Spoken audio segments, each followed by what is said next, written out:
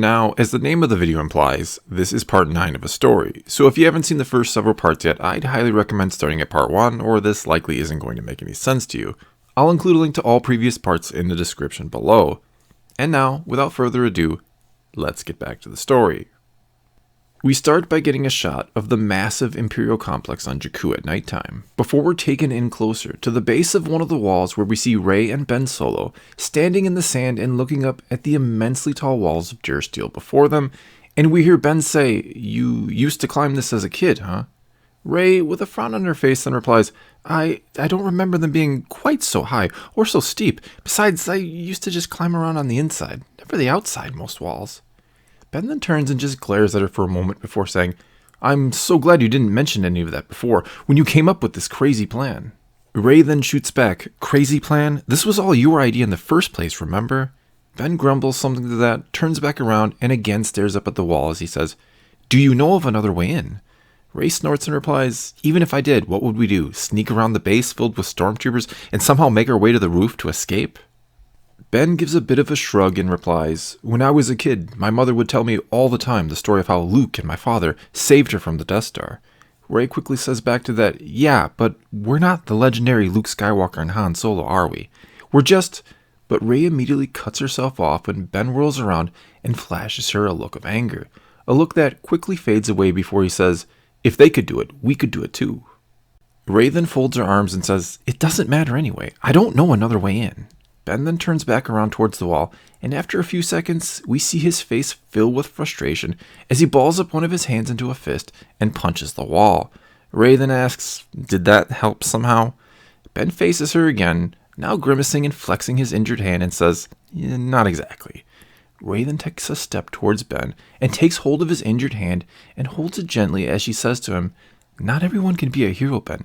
Some of us just have to be regular people, and there's nothing wrong with that." Ben glances at his hand being held by hers, then up at her, and it seems like he desperately wants to say something, but before he can, we can just make out in the darkness a small ship seemingly approaching the base. But as it gets closer, we see that the black, wedge-shaped ship is flying rather low and is heading right for them. That's when we see Ben squeeze Rey's hand and he says, "Run, Rey, just run as far away from me as you can." He then drops her hand and Rey, looking confused, says back, "But you said you feel it too." She takes hold of his hand again and continues, "We can run together, Ben. We can run as far away as we need to." To that, Ben shakes his head slightly and looks up at the approaching ship and says, "She has no interest in you, Rey. Only me. Just go, please." Once again, Ben drops her hand, and this time he begins to quickly walk in the direction of the approaching ship, leaving Rey just standing there. And as the ship draws ever closer, it begins to slow down and come in for a landing, just outside the walls of the Imperial complex. And soon enough, Darth Ison, wearing her mask and in her new mechanical suit, emerges from the ship and begins to walk towards Ben, who still walks towards her. When the two are but a few paces apart, they both stop and there is a very long moment of silence.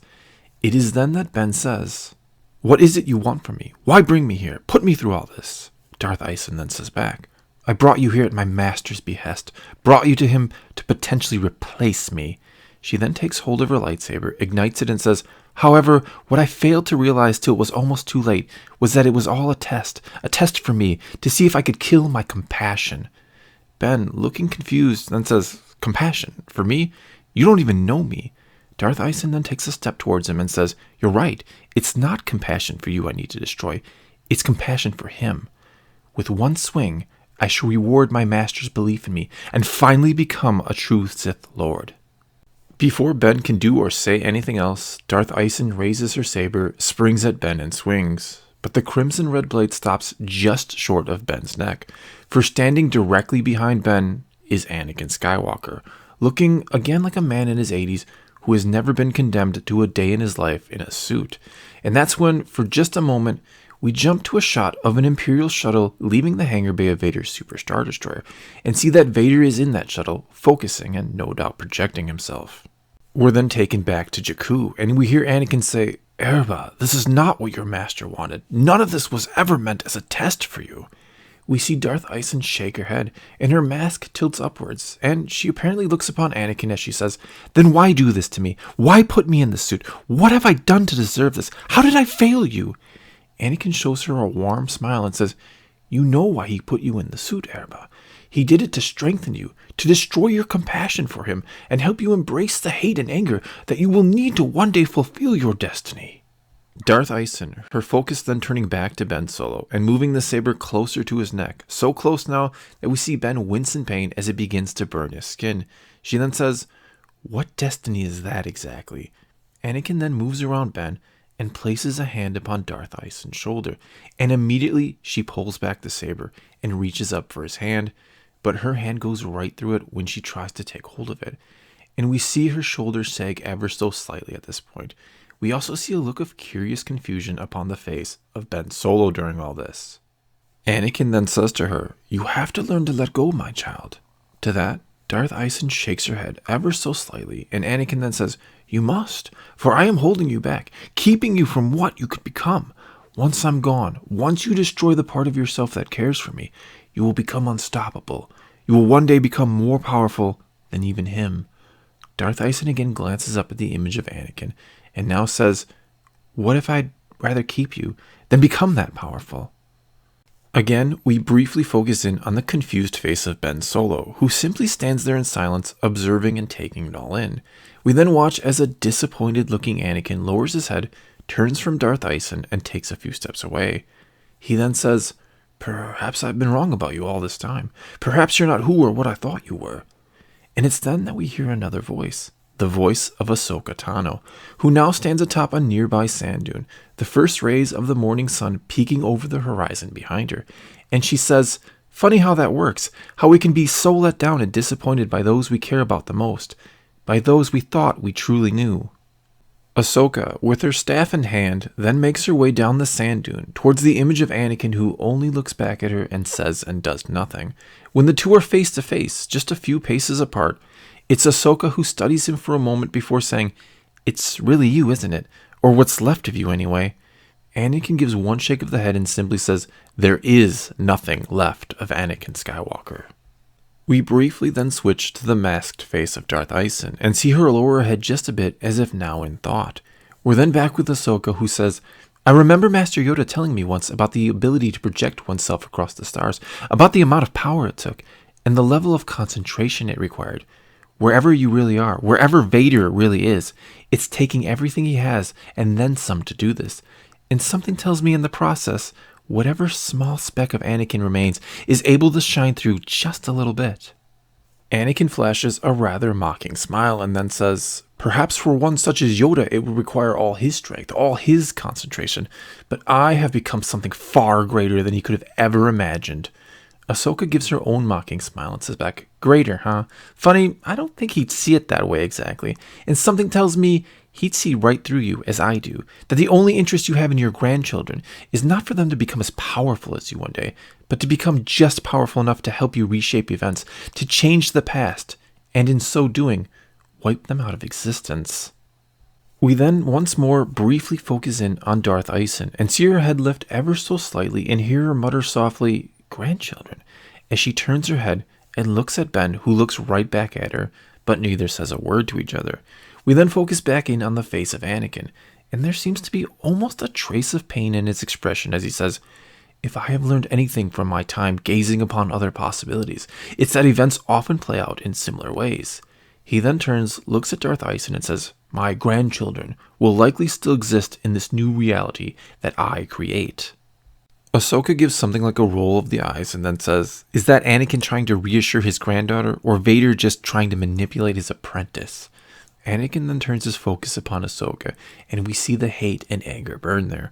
A moment later, the image of Anakin simply fades away, and we can now see, striding his way towards her, is Darth Vader, in a new, more streamlined suit, and his helmet is off, and his decaying face is exposed, other than a breathing apparatus, over his mouth and nose. And as he draws ever closer, we hear Vader say, "You should not have come back, my old apprentice. You will not escape me this time." Ahsoka gives a grim smile, quickly looks at Darth Ison, then at Ben, and then says, "Escape isn't my plan. Not for me, at least." Again, Ahsoka looks at Darth Ison, who looks right back at her, or so we assume, for all we can tell is that the masked face seems locked upon her. Ahsoka then says to her, You heard me right, Erba. You are truly his granddaughter, but more importantly, you are also the daughter of Luke Skywalker.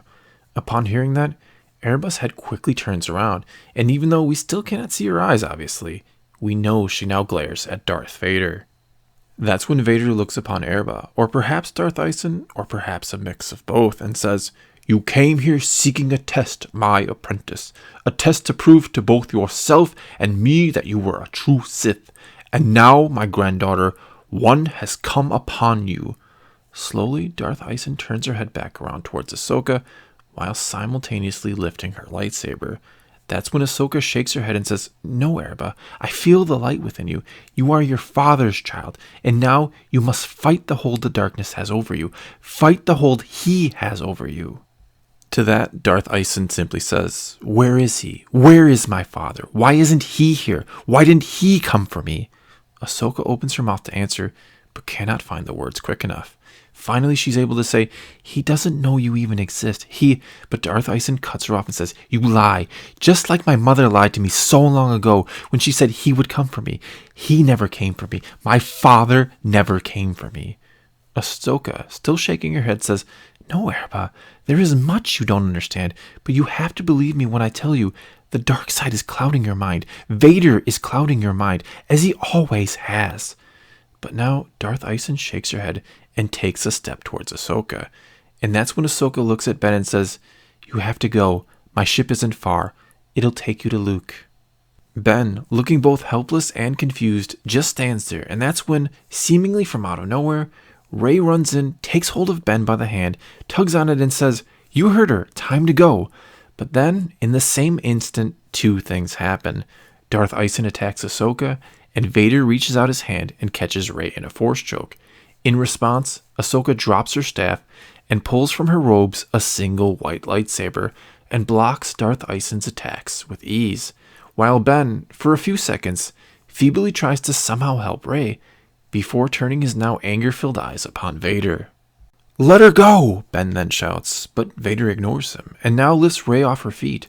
Ben then charges at Vader, and in response, Vader lifts his other hand, makes a casual swiping motion, and sends Ben flying into a nearby sand dune. Meanwhile, Ahsoka, moving with the same quickness and grace she did when she was much younger, is having little difficulty blocking and avoiding Darth Ison's relentless attacks.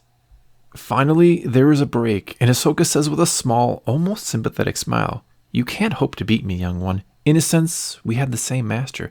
Everything he taught you, he taught me once upon a time." We're then back with Ben, who quickly recovers and sees that Vader is still choking Rey and that she is almost unconscious. And then he immediately gets to his feet and with a small battle cry, again charges at Vader. This time, however, Vader reaches out his hand and catches him too in a force choke and lifts him off his feet. Vader then turns his gaze upon Ahsoka.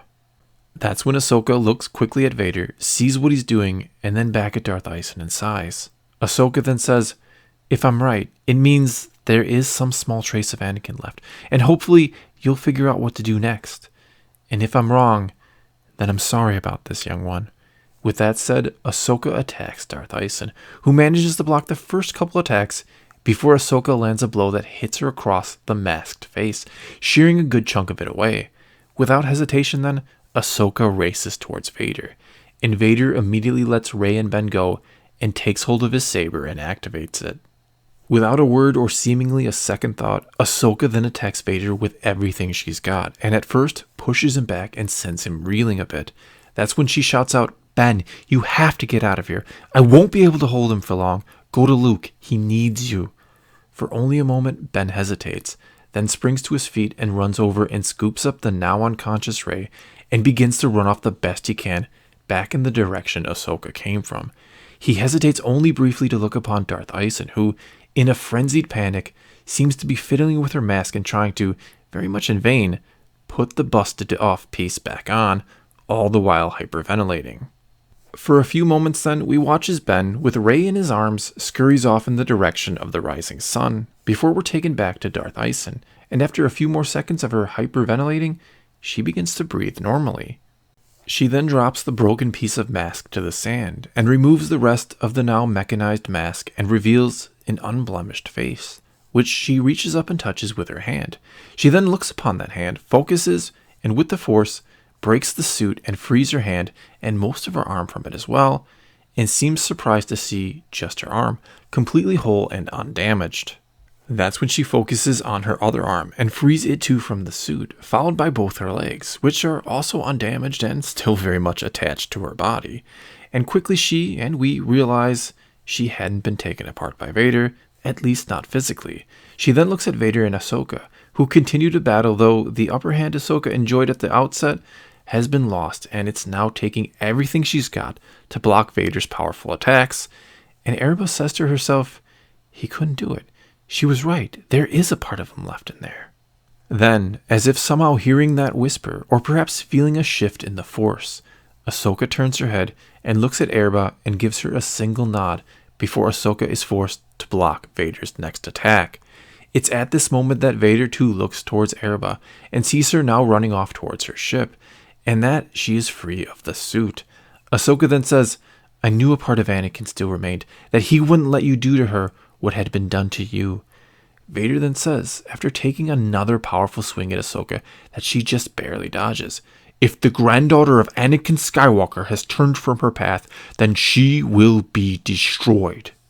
To that, Ahsoka shakes her head and says, I don't believe that. I don't believe you can destroy her. The good man you once were could never fully be eclipsed by the darkness. Never.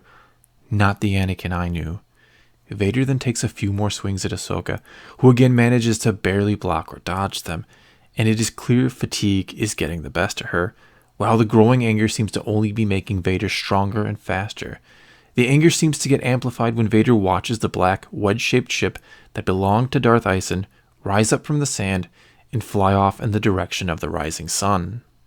At this point, an exhausted-looking Ahsoka deactivates her saber and lets it drop to the sand. With a calm, peaceful smile upon her face, she says, I'm sorry I left you, Anakin. Had I come back to the Order, maybe none of this ever happens. I've spent my whole life trying to find a way to make it right. And finally, I think I have. Without a word, Vader then stabs his saber forward and into the chest of Ahsoka. And that is where this part ends. Well, that's all I've got for you this time. Now it's your turn to tell me what you thought of this part of the story and what might happen next. So leave a comment below and let's talk some Star Wars. And until next time, thanks for watching.